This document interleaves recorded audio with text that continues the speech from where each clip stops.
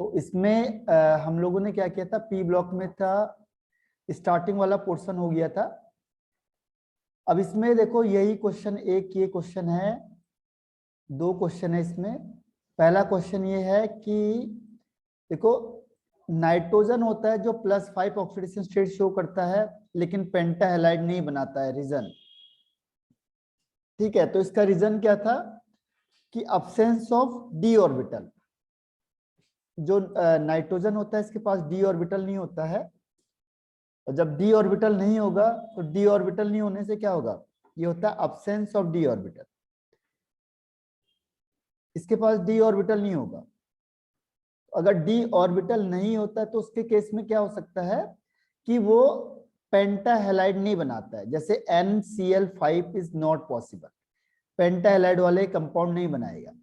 ठीक है, पहली चीज ये हो गई। दूसरा ये था, देखो PS3 का बॉइलिंग पॉइंट कम होगा NH3 से, क्यों? ठीक है, जबकि साइज PS3 का बड़ा होता है। ध्यान रखना, बॉइलिंग पॉइंट या मेल्टिंग पॉइंट जनरली किस पे डिपेंड करते हैं? बॉइलिंग पॉइंट हो या मेल्टिंग पॉइंट हो, ये डिपेंड करते हैं साइज पे। साइज, जितना बड़ा साइज होगा उतना मेल्टिंग और बॉइलिंग पॉइंट ज्यादा होगा। लेकिन एक चीज उससे अफेक्ट करती है, वो करती है हाइड्रोजन बॉन्डिंग। हाइड्रोजन बॉन्डिंग क्या करती है, मेल्टिंग और बॉइलिंग पॉइंट को अफेक्ट कर देती है। तो साइज PS3 का बड़ा है तो होना चाहिए था PS3 का बॉइलिंग पॉइंट या मेल्टिंग पॉइंट NH3 से ज्यादा होना चाहिए था। लेकिन जो NH3 होता है इसमें क्या होता है, हाइड्रोजन बॉन्डिंग हो जाती है। तो NH3 में हाइड्रोजन बॉन्डिंग होने की वजह से क्या होता है कि जो NH3 होता है इसका बॉइलिंग पॉइंट ज्यादा हो जाता है as compare to NH3। Question number देखो 7.1, why are pentahalide of PASSB are more covalent than trihalide? ठीक है, pentahalide means PCl5 is more covalent than PCl3, why? और ASCl5 is more covalent than ASCl3, why? तो reason is that कि it follow Fezan rule always, Fezan's rule, and according to Fezan rule greater the oxidation state, देखो Cl common है उसे मत देखना आपने, oxidation state, greater the oxidation state of ions या atoms, greater it is its oxidation state, oxidation state is greater sorry then the covalent character is also greater. ठीक है, तो ये कौन सा रूल बताता है, Fajans rule. That is why pentahalide is more covalent. इसमें क्वेश्चन नंबर नेक्स्ट है कि देखो BiS3 is strongest reducing agent among all the hydride. So what is reducing agent? Reducing agent means which reduce the other person, other substance, which reduce the other substance but oxidize itself. And what is the meaning of oxidize? Oxidize meaning removal of hydrogen, removal of hydrogen. And the BiH bond is weaker. This bond is weak and dissociate easily. ठीक है, that is why the BiS3 is strong reducing agent among all the hydride of group 15. ठीक है, तो ये इसके question answer हो गए। तो इसमें रीजनिंग टाइप क्वेश्चन आंसर ही आते हैं।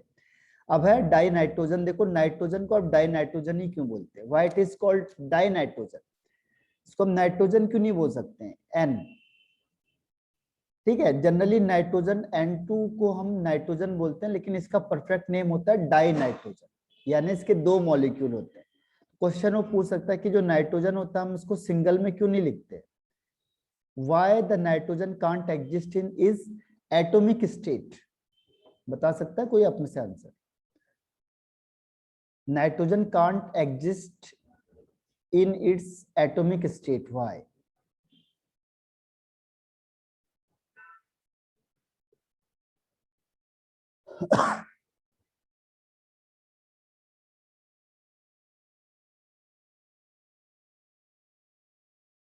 है कोई आंसर में रिप्लाई करके बताओ मुझे। Nitrogen generally exist in its diatomic form but not in its atomic form, why? इस फॉर्म में एग्जिस्ट नहीं करता हो, इसी फॉर्म में करता है। तो ये भी तो पूछ सकता है इस फॉर्म में क्यों नहीं करता हो एग्जिस्ट।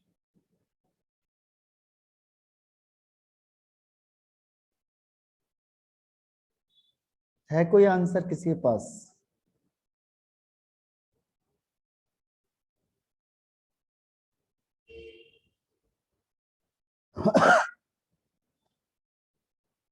नहीं है आंसर। अच्छा, एक आंसर आ गया है।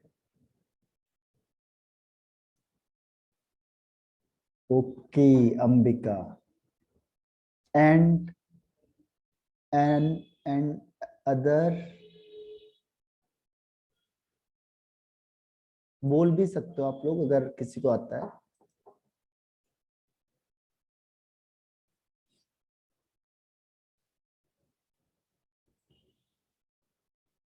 हाँ हाँ हाँ, ओके ओके अंबिका, ठीक है, आपने सही ठीक बताया तब भी। और इसके अलावा कोई आंसर?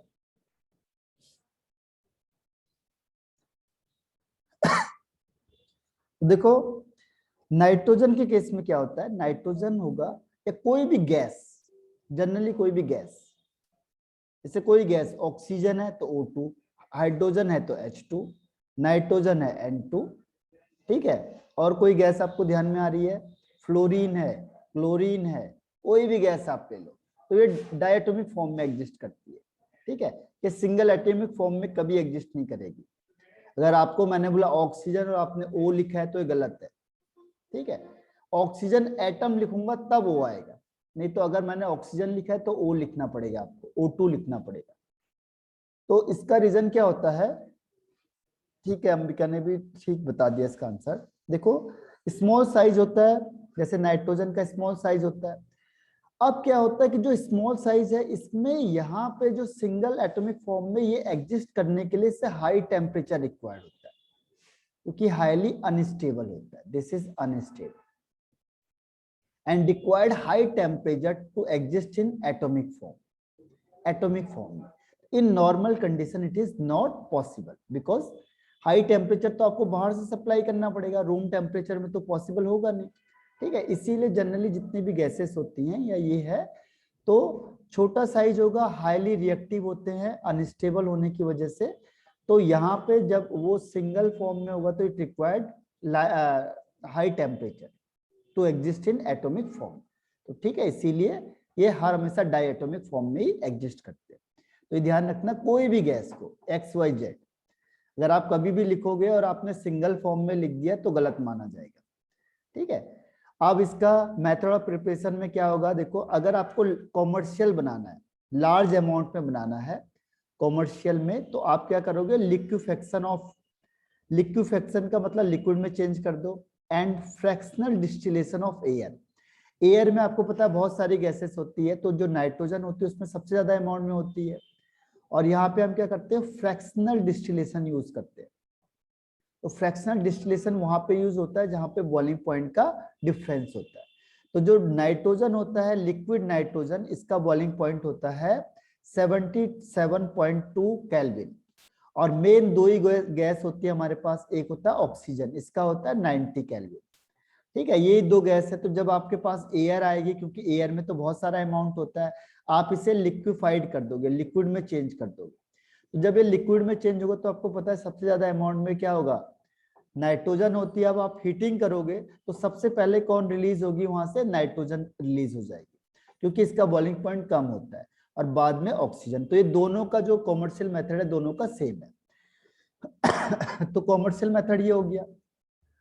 इसके अलावा एक और मेथड है लैब मेथड, यानी स्मॉल क्वांटिटी में अगर आप बनाना चाहोगे तो यह है अमोनियम क्लोराइड और NaNO2। इसमें डबल डिस्प्लेसमेंट रिएक्शन है, NH4Cl है और NaNO2 है। तो इसमें क्या बनेगा, पहले ये यहाँ से टूट जाएगा और ये यहाँ से ये बन जाएगा, ठीक है। तो ये बन जाता है NH4NO2 और NaCl, ठीक है। फिर ये भी अनस्टेबल होता है और ये फाइनली ब्रेक डाउन होगा, तो नाइट्रोजन गैस यहाँ से निकलेगी आपके पास, और ये H और O मिलके क्या बना देते हैं, H2O बना देते हैं, तो वाटर बन जाएगा। वाटर बन जाएगा तो वाटर एंड क्या होता है, नाइट्रोजन हो जाती है, ठीक।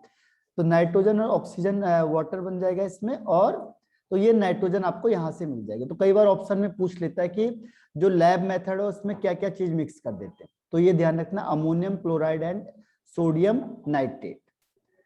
एक और चीज है यहाँ पे, ये देखो, ये अमोनियम डाइक्रोमेट, अमोनियम डाइक्रोमेट, वो दो ही मेथड है इसमें मेन, अमोनियम डाइक्रोमेट, आप इसे हीटिंग करोगे तो ये जो क्रोमेट है, क्रोमिक ऑक्साइड है, यहाँ से बाहर निकल जाएगा हीटिंग करने पे, और नाइट्रोजन अलग होगा और वाटर। तो कई बार एक छोटा सा क्वेश्चन पूछ लेता है आपसे कि किससे नाइट्रोजन बनेगा।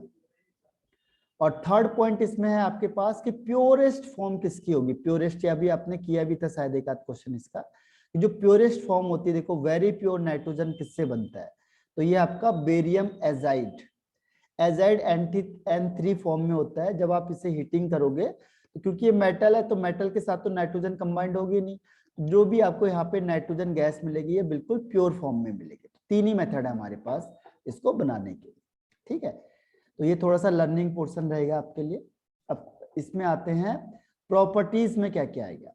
प्रॉपर्टीज में कैसी गैस है, कलरलेस गैस है, ऑर्डरलेस है, टेस्टलेस है, नॉन टॉक्सिक गैस है। इसके दो आइसोटॉप्स होते हैं 14, नाइट्रोजन में 14 होता है और ये 15 होता है, ठीक है। वाटर में क्या होता है, कम सॉल्युबल होता है, क्योंकि वाटर पोलर है, ये नॉन पोलर है, तो वाटर के साथ इसकी मैचिंग होगी नहीं, ठीक है। इसीलिए क्या होता है, वाटर में बहुत कम सॉल्युबल होता है। और फ्रीजिंग पॉइंट और बॉइलिंग पॉइंट कम होगा, क्यों, क्योंकि छोटा साइज है जितना, क्योंकि मैंने अभी आपको बताया था कि जो बॉइलिंग और मेल्टिंग पॉइंट होता है उसमें एक ही चीज आपको देखनी है, साइज का। जैसे नाइट्रोजन और मैंने बोला फास्फोरस का, तो सीधी सी बात है फास्फोरस का साइज बड़ा है तो मेल्टिंग या बॉइलिंग पॉइंट फास्फोरस का ज्यादा होगा, नाइट्रोजन का कम हो जाएगा, ठीक है। ऐसे अगर आप आर्सेनिक का जाओगे तो आर्सेनिक का और ज्यादा हो जाएगा, साइज जिसका ज्यादा होगा उसका मेल्टिंग और बॉइलिंग पॉइंट ज्यादा हो जाएगा इन जनरल वे, ठीक है। बस जैसे हाइड्रोजन बॉन्डिंग या पोलैरिटी थोड़ा बहुत अफेक्ट कर सकती है। इसके अलावा डाइनाइट्रोजन क्या होते हैं, इनर्ट होते हैं रूम टेम्परेचर। उसका रीजन ये देखो लिखा हुआ, हाई बॉन्ड डिसोसिएशन एनर्जी, जो उसकी बॉन्ड डिसोसिएशन एनर्जी होती है वो हाई होती है, यानी इसको तोड़ने के लिए बहुत ज्यादा अमाउंट ऑफ एनर्जी की जरूरत होती है। इसीलिए देखो रूम टेम्परेचर में इनर्ट होता है। और फिर ये आपको मैं रिएक्शन बताऊंगा, तो ये रिएक्शन कब होगी, जब आपको टेम्परेचर क्या देना पड़ेगा, हाई टेम्परेचर देना पड़ेगा, तब जाके ये रिएक्शन करेगा। जनरली अगर रूम टेम्परेचर की बात करें तो रूम टेम्परेचर में रिएक्शन नहीं करता, ये इनर्ट होता है। लेकिन जैसे जैसे आप टेम्परेचर बढ़ाओगे तो ये क्या करेगा, रिएक्शन करेगा, ठीक है। तो ये ट्रिपल बॉन्ड, अब यहाँ पे देखो मेटल के साथ रिएक्शन होगी तो मेटल के साथ तो सिंपल सा कॉन्सेप्ट है, वैलेंसी का ध्यान रखना, इसकी वैलेंसी 1 होती है। मेटल के साथ नाइट्रोजन की वैलेंसी 3 होती है हर हमेशा, क्योंकि मेटल की टेंडेंसी इलेक्ट्रॉन डोनेट करने की है, इसकी एक्सेप्ट करने की। तो ये बन जाएगा Li3n, ठीक है। इस तरीके से आप किसी भी मेटल को ले लो, कोई भी मेटल ले आओ, जैसे एल्युमिनियम ले आए आप, आपको पता है इसकी वैलेंसी 3 है, नाइट्रोजन की वैलेंसी -3 है, कैंसिल आउट होगा, तो ये बन जाएगा Al(N), किसको मिला के, एल्युमिनियम प्लस नाइट्रोजन मिला के बन जाएगा Al(N). तो ऐसे किसी भी चीज को आप मिक्स कर सकते हो मेटल के साथ। सेकेंड है इसमें हैबर प्रोसेस, से बहुत ज्यादा फेमस है, आगे भी आएगा। हैबर प्रोसेस में अमोनिया बनता है कि नाइट्रोजन और 3 मोल ऑफ हाइड्रोजन को आप मिक्सअप करते हो तो अमोनिया फॉर्म्ड होती है, ये फेमस है काफी। और एक लास्ट इसमें है आपके पास कि अगर आपने N2 और O2 को लगभग 2000 केल्विन टेम्परेचर पे हीटिंग करी तो भी NO बनता है। देखो NO, इसके आगे दो रिएक्शन है, एक जब आपने सिंपल हीटिंग करेंगे 2000 केल्विन टेम्परेचर पे, और एक जब ये कैटलिस्ट के प्रेजेंस में होगा, ठीक है। दोनों अलग अलग प्रोडक्ट बनाएंगे, तो ये ध्यान रखना है आपको कि यहाँ पे क्या चीज ले रहे हैं आप, टेम्परेचर ले रहे हो या एक कैटलिस्ट भी यूज होता है जो हम आगे बताएंगे आपकी इसके रिएक्शन, ठीक है। तो ये आपका नाइट्रोजन का फिनिश हो गया, ठीक है। इसमें उतना ज्यादा खास नहीं, इसमें ये वाली रिएक्शन है जो इम्पोर्टेंट है, और ये तो हम आगे पढ़ेंगे, ये तो मेटल वाला तो कोई खास होता नहीं है। और ये वाला पूछा जाता है इनर्ट गैस वाला, कि ये इनर्ट क्यों है, ठीक है। तो ये नाइट्रोजन आपका पहले फिनिश होता है। छोटी छोटी चीजें होती हैं इसमें, लर्निंग के लिए पूछ लेता है आपसे, देखो क्वेश्चन आंसर इसके कर लेते हैं। What the reaction of thermal decomposition of, right the, देखो सोडियम एजाइड, एजाइड का मतलब होता है, एजाइड की वैलेंसी होती है -1, सोडियम की होती है +1। जब आप इसका कंपाउंड बनाओगे तो ये बन जाएगा NaN3।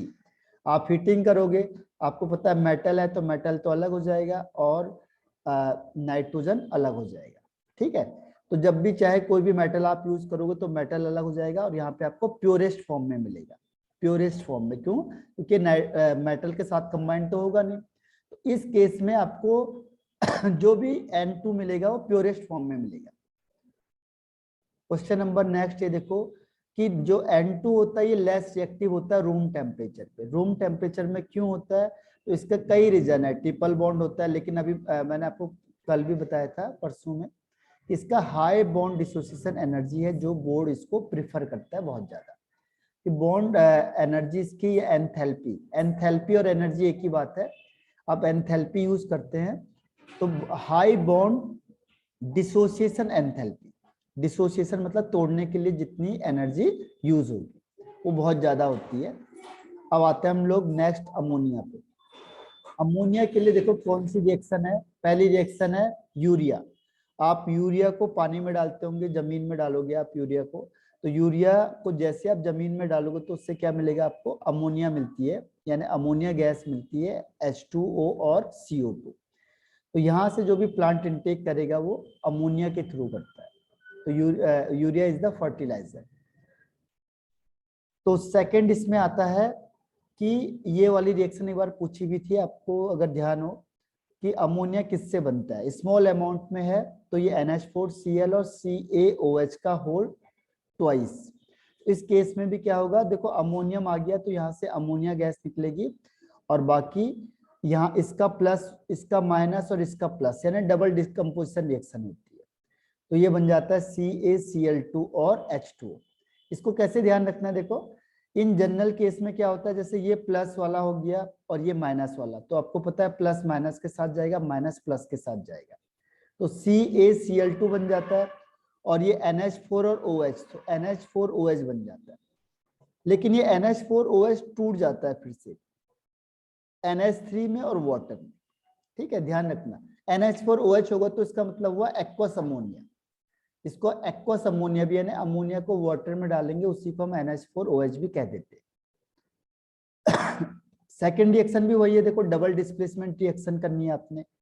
NH4 का होल ट्वाइस SO4 है प्लस NaOH है, तो इसमें भी ये प्लस वाला, ये माइनस वाला, ये प्लस वाला, ये माइनस वाला, तो प्लस माइनस के साथ जाएगा, प्लस माइनस के साथ जाएगा, तो ये बन जाएगा Na2SO4, और ये फिर वही बन गया देखो NH4OH।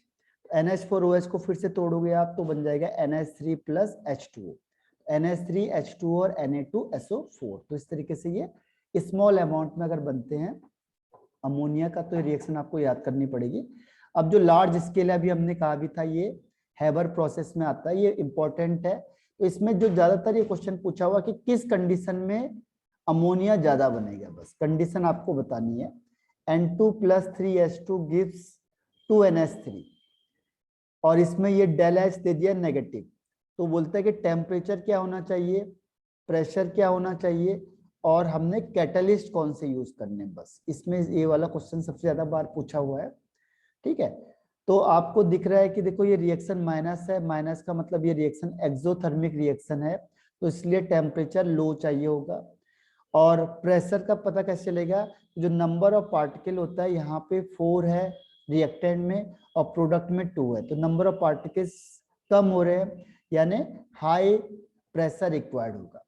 और कैटलिस्ट में हम यहाँ पे लिखते हैं K2O Al2O3 और आयरन ऑक्साइड, आयरन का जो कैटलिस्ट है वो यूज करते हैं हम लोग। और अगर हमें इसमें प्रमोटर लेना है तो प्रमोटर यहाँ पे होता है मोलिब्डेनम प्रमोटर, जो रेट ऑफ रिएक्शन को और ज्यादा बढ़ा देता है।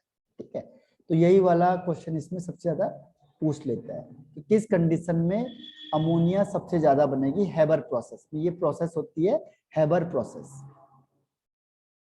इसके बाद आते हैं नेक्स्ट, इसमें हम लोग प्रॉपर्टीज में कौन कौन सी प्रॉपर्टीज है। गैस कलरलेस गैस है, पंजेंट ऑर्डर होता है, फ्रीजिंग और बॉइलिंग पॉइंट लिखा हुआ आपको 198 पॉइंट, और ये 223.7 है, इसका ज्यादा होता है क्योंकि इसमें हाइड्रोजन बॉन्डिंग पॉसिबल है। साइज इसका छोटा है तो क्या होना चाहिए था, कम होना चाहिए था, लो, लेकिन यहाँ पे हाइड्रोजन बॉन्डिंग की वजह से इसका मेल्टिंग और बॉइलिंग पॉइंट हाई हो जाता है। ठीक है, तो बिकॉज ऑफ हाइड्रोजन बॉन्डिंग, लेकिन हाईएस्ट में नहीं होता है, ध्यान रखना, जितने भी हाइड्राइड है उसके हाईएस्ट में नहीं होता है, हाई हो जाता है बस। अब इसमें जैसे अभी हमने कहा ये बेसिक होता है, लेकिन ये वीक बेस होता है। सॉरी ये तो बेसिक होता है, खैर NH3 इज बेसिक, लेकिन जैसे आप इसे वाटर में डालोगे तो ये बना देता है NH4OH, और NH4OH होता है weak base.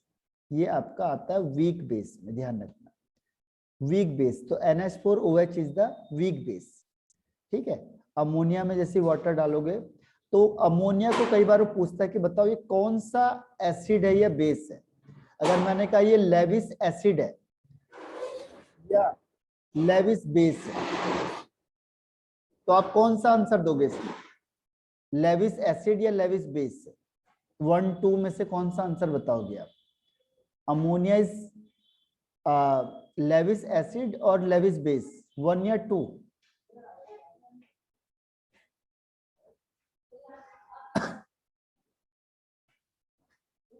Okay Shruti and Ambika, Sumit,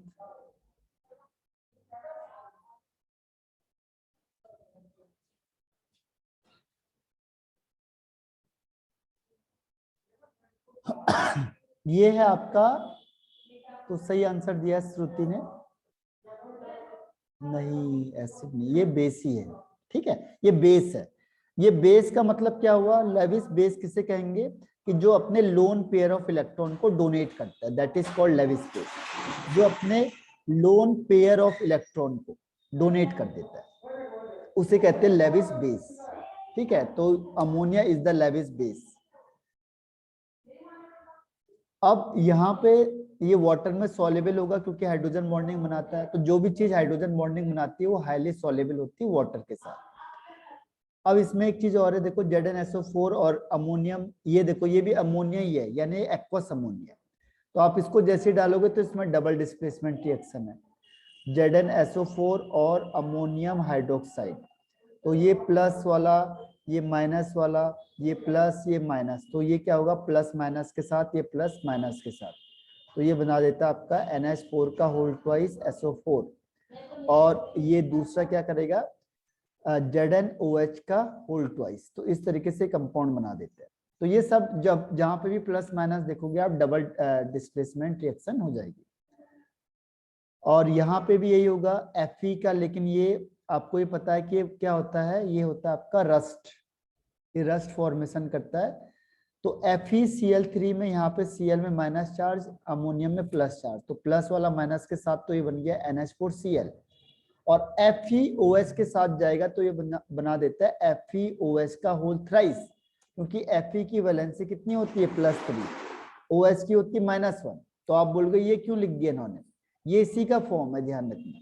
जब आप इसको अलग अलग लिखोगे तो इसको अगर आप ऐसे लिखोगे Fe2O3, तो ऑक्सीजन ही ऑक्सीजन आया, हाइड्रोजन तो वो है नहीं, तो ये XH2O भी इसे लिख सकते हैं, ठीक है। दोनों एक ही फॉर्म होती है, लिखने का तरीका दोनों का अलग अलग हो सकता है। तो ये ब्राउन PPT होता है, ये रस्ट भी कहते हैं हम इसे, ठीक है।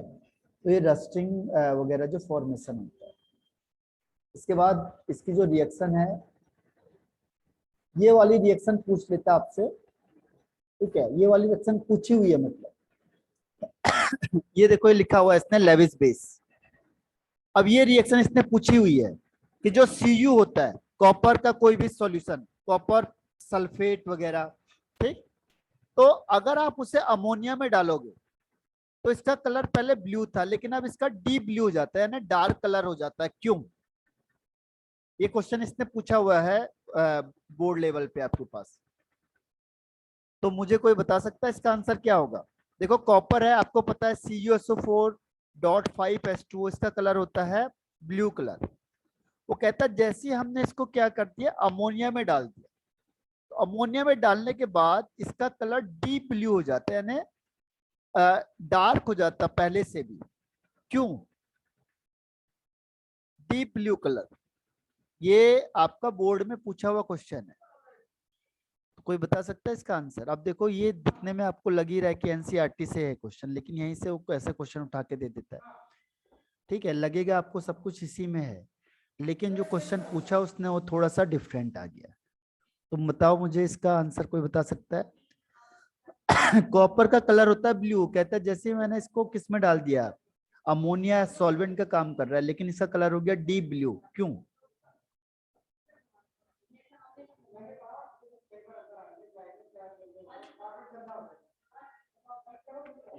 सोचो जरा, बताओ इसका आंसर क्या होगा।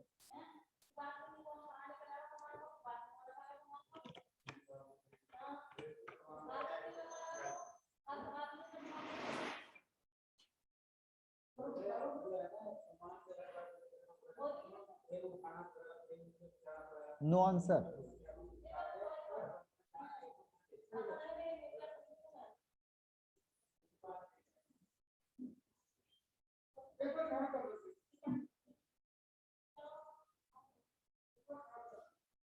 ओके सुमित,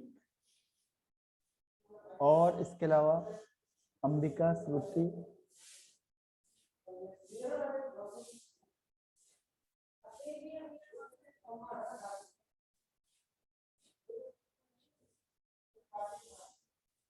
ठीक है। तो इसीलिए देखो, इसको पढ़ने के बाद आपको क्वेश्चन आंसर भी करने पड़ेंगे इसके। पहले मैं आपको प्रीवियस के आगे अभी कुछ करवा दूंगा क्वेश्चन आंसर को, ठीक है, क्योंकि अब आपने सारी चीज पढ़ी है, लेकिन जो लॉजिकल क्वेश्चन उसने पूछ लेता है और डिफरेंट पूछ लेता है, ठीक है, फिर हमें लगेगा कि हमने ये चीज नहीं पढ़ी या हमने सुना ही नहीं है। इसमें क्या होता है, सुमित ने तब भी ठीक बता दिया इसका आंसर। देखो क्या होता है, कभी भी जो डीप कलर होता है, कलर का मेन रीजन होता है इलेक्ट्रॉन्स। जब कभी भी इलेक्ट्रॉन, ये एक्चुअल में इनकम्प्लीट रिएक्शन है, इसमें जब ये रिएक्शन करता है तो यहाँ पे क्या करता है, ये कलर इलेक्ट्रॉन भी बनता है, ठीक है। यहाँ पे इलेक्ट्रॉन भी प्रोड्यूस करता है, अनपेयर्ड इलेक्ट्रॉन या इलेक्ट्रॉन्स वगैरह जो होते हैं। अब ये अनपेयर्ड इलेक्ट्रॉन की वजह से, जो अनपेयर्ड इलेक्ट्रॉन इस सॉल्यूशन में डेवलप हो जाता है, इसकी वजह से क्या होता है, ये डीप कलर हो जाता है। या अगर इसका है यहाँ पे देखो ये डीप कलर है, तो इसमें बिकॉज ऑफ अनपेयर्ड इलेक्ट्रॉन, इसके अंदर क्या होगा, अनपेयर्ड इलेक्ट्रॉन होगा। तो जब भी कलर का मेन रीजन होता है, तो कलर का एक ही रीजन होता है, क्या, अनपेयर्ड इलेक्ट्रॉन की वजह से हो जाता है, अनपेयर्ड इलेक्ट्रॉन। तो जो इलेक्ट्रॉन है वो आंसर सही है, लेकिन फुली फिल्ड नहीं होना चाहिए। फुली फिल्ड होगा तो कलरलेस हो जाएगा। अगर कोई भी कंपाउंड है जिसमें नो अनपेयर्ड इलेक्ट्रॉन, कोई भी अनपेयर्ड इलेक्ट्रॉन नहीं बच रहा है जिसमें, तो वो क्या होता है, वो हो जाता है आपके पास कलरलेस। जैसे मैंने कह दिया कलरलेस है, इसको, इसका मतलब ये हुआ कि उसके पास कोई भी अनपेयर्ड इलेक्ट्रॉन नहीं है, और उसका कलर डीप हो गया ना, उसके पास ज्यादा अनपेयर्ड इलेक्ट्रॉन होगा। तो अनपेयर्ड इलेक्ट्रॉन ज्यादा होंगे तो इंटेंसिटी बढ़ती जाएगी उसमें, ठीक है। तो ये रीजन है इसमें। अब इसके बाद आता है ऐसी सेम है एजी प्लस है, देखो एजी प्लस है तो इसके पास कोई अनपेयर्ड इलेक्ट्रॉन नहीं है, तो कलरलेस हो जाता है। और Cl माइनस के साथ कंबाइंड होगा तो AgCl सॉलिड में बनाता है, ये भी कलरलेस होता है क्योंकि इसके पास भी कोई अनपेयर्ड इलेक्ट्रॉन नहीं होते। तो व्हाइट का मतलब कलरलेस। और ये AgCl को फिर आपने क्या किया, NH3 में डाला है, तो जो यहाँ पे बन रहा है इसमें भी कोई अनपेयर्ड इलेक्ट्रॉन नहीं होता, इसीलिए कलरलेस का कलरलेस ही रहता है, ठीक है। तो इसमें जो कंपाउंड बनता है ये कॉम्प्लेक्स बन जाता है। कॉम्प्लेक्स है आपके पास AgNH3 का होल ट्वाइस और Cl। तो जैसे ही आपने AgCl को अमोनिया में डाला तो आपके पास क्या बनेगा, एक कॉम्प्लेक्स बनता है, ये डाई अमाइनो सिल्वर कह देते हैं इसको, और क्लोराइड, ठीक है। लेकिन ये भी क्या होगा, कलरलेस होगा। तो कलरलेस का एक ही रीजन है कि जो ये सेंट्रल एटम होता है इसके पास कोई भी अनपेयर्ड इलेक्ट्रॉन नहीं होगा। तो ये पहचान है आपको बताने की कि कौन सा कलर्ड होगा, कौन सा कलरलेस होगा। तो नो अनपेयर्ड इलेक्ट्रॉन मींस ये कलरलेस है, ठीक है। तो ये आपका सेकंड वाला पोर्शन भी हमारा फिनिश होता है। अब आते हैं हम थर्ड वाले पोर्शन पे, नाइट्रिक एसिड पे, ठीक है। तो ये थोड़ा सा भी हम लोग क्या करेंगे, अब मैं आपको इसके प्रीवियस ईयर के भी सारे क्वेश्चंस करवाता हूँ जो लॉजिकली है, क्योंकि अब पूरा थ्योरी पढ़ लिया आपने, लेकिन जो क्वेश्चन आएंगे वो पता चला कुछ और आ गए, ठीक है। तो वहां पे क्या होगा कि आपको डिफरेंट ना लगे। ये भी देखो, एक क्वेश्चन इसने सिमिलर ही पूछा हुआ, पहला है mention the condition required to maximise the yield of ammonia. Ammonia किस कंडीशन में ज्यादा बनेगा, तो अभी मैंने आपको बताया था कि प्रेशर हाई होना चाहिए, टेम्परेचर लो होना चाहिए, कैटलिस्ट हम यूज करते हैं यहाँ पे K2O, Al2O3 और आयरन ऑक्साइड को और मोलिब्डेनम को हम यूज करते हैं प्रमोटर में। तो इस कंडीशन में अमोनिया हाई बनेगी। दूसरी कंडीशन वो यही कह रहा है कि देखो व्हाट हैपेंस, ये जो अमोनिया अगर हम इसमें Cu2+ को रिएक्ट करेंगे तो क्या होगा, ठीक है। How does ammonia react with the solution of Cu2+। तो देखो अमोनिया क्या होता है कि अमोनिया यहाँ पे आपने अभी पढ़ा नहीं है, Cu2+ है और ये अमोनिया, तो अमोनिया जो होता है इसके पास लोन पेयर ऑफ इलेक्ट्रॉन होता है, तो ये अपने लोन पेयर ऑफ इलेक्ट्रॉन को इसको डोनेट कर देता है। अब ये तो आपके पास डी ब्लॉक एलिमेंट है, तो इसके पास डी ऑर्बिटल खाली होते हैं, इसमें वैकेंट डी ऑर्बिटल होते हैं, तो ये अपने जो इलेक्ट्रॉन पेयर है, अब इसको 4 अमोनिया लग गए तो 4 के 4 लोन पेयर इसने इसको डोनेट कर दिया, तो ये अपने जो ये लोन पेयर है इसको क्या करेगा, अपने जो वैकेंट ऑर्बिटल होता है उसमें यहाँ पे सेव करके रख लेता है। कौन, ये कॉपर, ठीक है। तो इस तरीके से ये कॉम्प्लेक्स बनाते हैं, इसके जो कॉम्बिनेशन होता है इसे कहते हैं कॉम्प्लेक्स। क्यों कहते हैं कॉम्प्लेक्स या कोऑर्डिनेशन, क्योंकि यहाँ पे जो बॉन्ड बनता है उसका नाम होता है कोऑर्डिनेट बॉन्ड। कोऑर्डिनेट बॉन्ड का मतलब जिसमें loan pair of electron share करता है एक एलिमेंट, लेकिन शेयरिंग दोनों करते हैं लेकिन कंट्रीब्यूट केवल एक एटम करता है, तो उसे कहते हैं कोऑर्डिनेट बॉन्ड। ये आप इसके नेक्स्ट हाफ में पढ़ोगे। इसी तरीके से ये Cu2+ और अमोनिया आपस में रिएक्ट करते हैं और इसका कलर होता है ब्लू, और जब ये कॉम्प्लेक्स बना लेता है तो जो कॉम्प्लेक्स बनता है उसका कलर क्या होता है, डीप ब्लू हो जाता है, डीप ब्लू, ठीक है। तो ये जो क्वेश्चन है वो इस तरीके का है। अब ऑक्साइड वगैरह में, ऑक्साइड से मैंने आपको यही बताया था कि इसमें जो क्वेश्चन आता है वो एसिडिक स्ट्रेंथ के बेस पे आता है, बस ये जो इसमें से सबसे ज्यादा क्वेश्चन है वो एसिडिक स्ट्रेंथ से आता है। एक इनमें से कोई भी चीज दे सकता है आपको, बोलेगा बताओ इसमें नाइट्रोजन की कोवैलेंसी कितनी होती है, नाइट्रोजन की कोवैलेंसी, ठीक है। तो कोवैलेंसी चेक करने के लिए क्या करना है, कभी भी कई बार स्ट्रक्चर देखो कोवैलेंसी पूछ लेता है आपसे, जैसे वो इसी को देगा स्ट्रक्चर को, इसको दे देगा, तो बोलेगा इसमें बताओ नाइट्रोजन की कोवैलेंसी बताओ, तो कोई बता सकता है मुझे कितनी होगी, ये है N और यहाँ पे double bond O, single bond O, इसमें नाइट्रोजन की कोवैलेंसी कितनी होगी, what is the covalency of nitrogen, तो आप कितना आंसर बताओगे, covalency of nitrogen.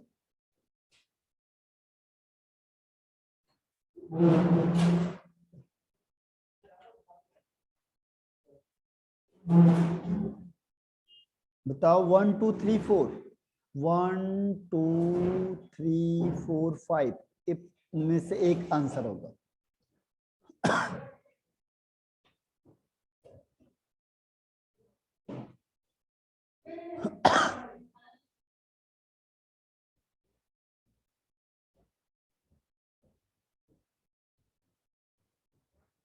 Ambika, okay, और इसके अलावा कोई आंसर, सुमित एंड श्रुति,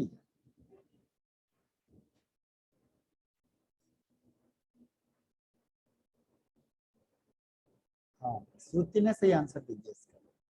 इसकी कोवैलेंसी 3, कोवैलेंसी मतलब कितने कोऑर्डिनेट बॉन्ड बना रहा है, सॉरी कोवैलेंट बॉन्ड बना रहा है, नहीं, इसमें कितने कोऑर्डिनेट बॉन्ड बन रहे हैं, देखो ये नाइट्रोजन है, इसमें बॉन्ड कितने बना रहा है, 1 2 3, कोवैलेंसी का मतलब कितना, जितना उसमें कोवैलेंट बॉन्ड है, कोवैलेंट बॉन्ड, ठीक है, वो उसकी कोवैलेंसी हो जाएगी।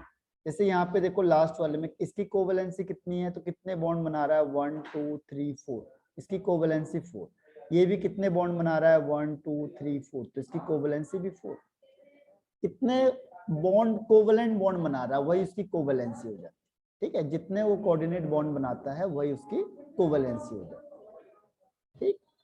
तो इससे सबको देख के आप बता सकते हो कि कौन कितना बॉन्ड बना रहा है, वो उसकी कोवैलेंसी हो जाती है, ठीक। तो ये आपका नाइट्रोजन, और एक इसमें एसिडिक स्ट्रेंथ का पूछ लेता है कि जो एसिडिक स्ट्रेंथ है इनमें से वो किसकी ज्यादा होगी, तो आपको ये तो पता ही है एसिडिक स्ट्रेंथ का, जो एसिडिक स्ट्रेंथ होती है वो किस चीज पर डिपेंड करती है, एसिडिक स्ट्रेंथ, इसमें से बताओ सबसे कम एसिडिक स्ट्रेंथ किसकी होगी, ये सारे ऑक्साइड में से सबसे कम किसकी होगी ये बताएं, यहां से लेके यहां तक सबसे कम ऑक्सीडेशन स्टेट, सॉरी सबसे कम एसिडिक स्ट्रेंथ किसकी होगी, एसिडिक स्ट्रेंथ,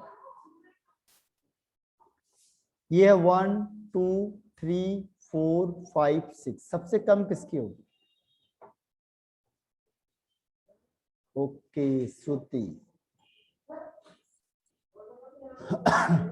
और इसके अलावा इसको याद करते चले जाना है अब, क्योंकि अंबिका, ओके, सुमित एंड श्रुति। अंबिका बताओ, ये आज सिग्नल सही आ रहे हैं अंबिका आपके पास? आवाज सही आ रही है, कट कट के आ रही है?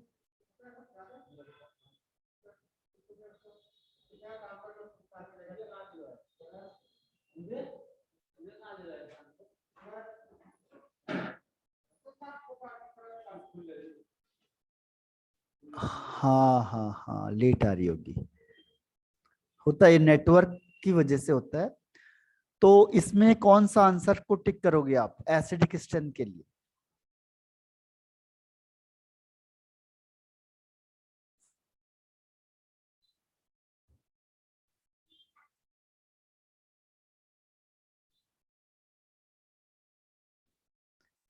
तो इसका आंसर फिर से श्रुति ने सही बता दिया है, first is the right answer. जिसका ऑक्सीडेशन स्टेट सबसे कम होगा उसकी एसिडिक स्ट्रेंथ सबसे कम होगी, ठीक है, इनवर्सली प्रोपोर्शनल। तो जो N2O है इसमें इसको x मान लो, इसका -2 होता है इक्वल टू 0, तो 2x इज इक्वल टू 2 यानी x इज इक्वल टू 1 हो जाएगा। तो यहाँ पे इसकी 1 हो जाती है और सबसे कम इसी में है, इसीलिए N2O is the right answer, ठीक है। ये टाइम खत्म हो गया, आपको रिज्वाइन करना है फिर से सेम आईडी पे, तो हम करेंगे इसके बाद 16 ग्रुप वाला, ठीक है।